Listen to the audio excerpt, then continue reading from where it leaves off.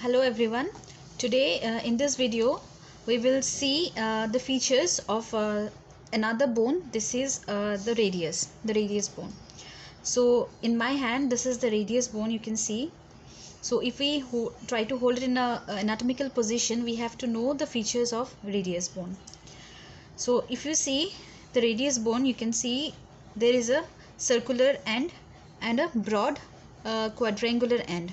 Okay, so overall we can say this radius bone has an upper end, has a lower end and a shaft. The middle portion is the shaft. So coming to the upper end, if we see the rounded area, this is called the head of the radius. This is disc shaped. If you see, this is disc shaped. Okay, and the superior surface is concave for articulation. Further below, if you come, this is the neck of the radius. Below the neck, if we come, there is a tuberosity. This is the radial tuberosity.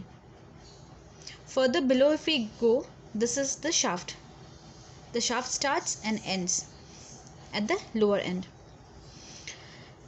Coming to the middle portion, the shaft, it has three surfaces and three borders.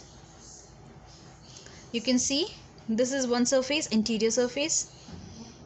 This is one surface, anteromedial surface, and this one is the antero-posterior surface or anterolateral surface. And it has three borders also: the medial border, the lateral border and the posterior border. Okay, now this medial border is very sharpened, okay, because there is attachment of the interosseous membrane with the ulna.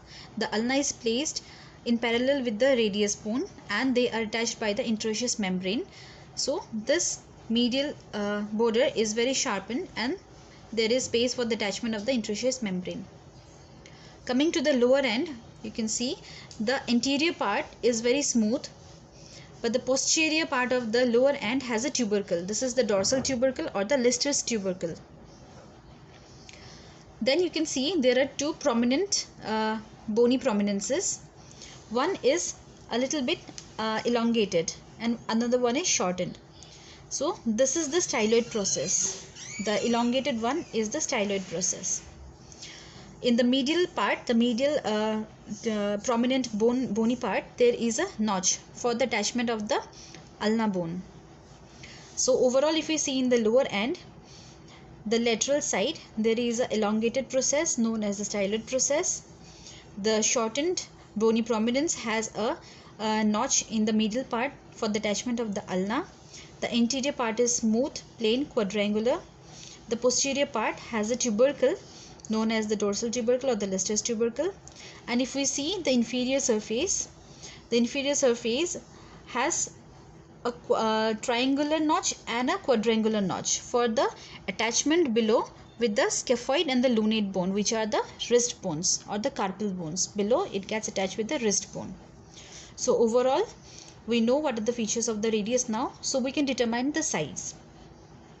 So for the determination of the sides, we have to see that the rounded head should be always the upper end. The radial tuberosity should be anteriorly placed, anteromedially. The styloid process should be always on the lateral side, and this prominent medial margin should always face medial. So if we place this in a left hand, this meets our criteria. So we can say that this is the radius of the left side. Okay, so thus we can now see that we know the features and the side determination of the radius. Thank you.